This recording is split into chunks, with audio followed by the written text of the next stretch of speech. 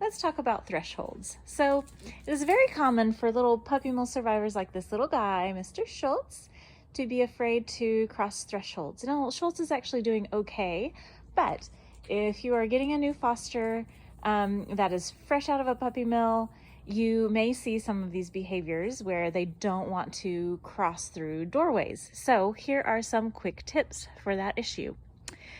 So one that people often use is to lay something like a towel or a blanket over the threshold. Like this is a mat, so I wouldn't actually use this, but something like that. And what that does is it's like a mental game for the dog where it looks like, oh, this is a continuous floor.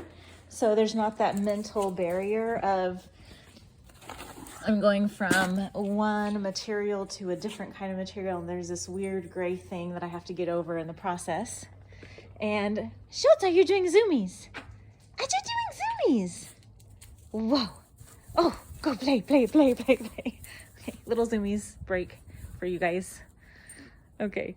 And then the other is a lot of times the way we think as humans, because we're used to them, we will walk in, call the dog to us. The dog will maybe get to right there. And then we stand here, usually with our hand out like this, ready to grab the door handle, or even we'll go like this and say, come on in.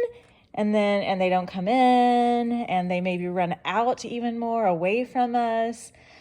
And we get frustrated because they won't come in. Well, the dog doesn't understand that me standing with my hand right there means come in, and then I'll close the door.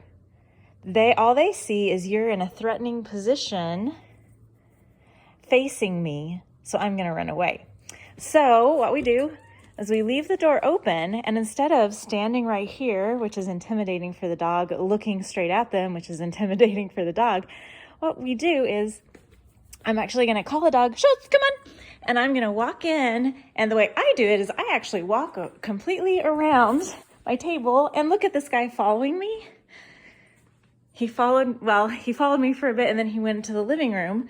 No confrontation. He didn't have to look at me. And now I can close the door without an issue. But let's do that again. Let me show you what happens if I do it the other way. Schultz, come on, buddy. Schultz.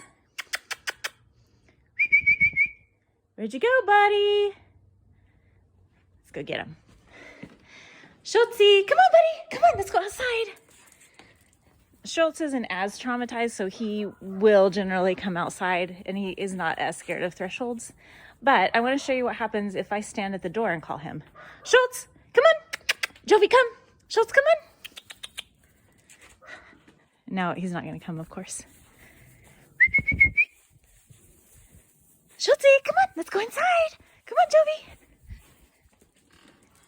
And I'm going to stand right here.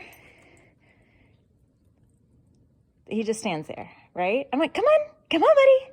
Let's go inside. He's just standing there. And if I go like that, oh, he runs away. But if I go like this, Schultz, come on. Now he's sniffing because he got nervous. Mr. Schultzy, come on.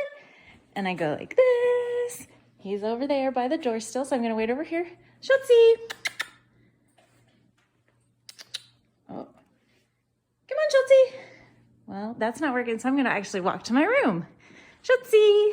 Oh, what a good boy. Good job. Now I'm going to walk around my coffee table. And now he's still behind me, but I'm ahead of him. So now I can close the door. So anyway, I hope that helps.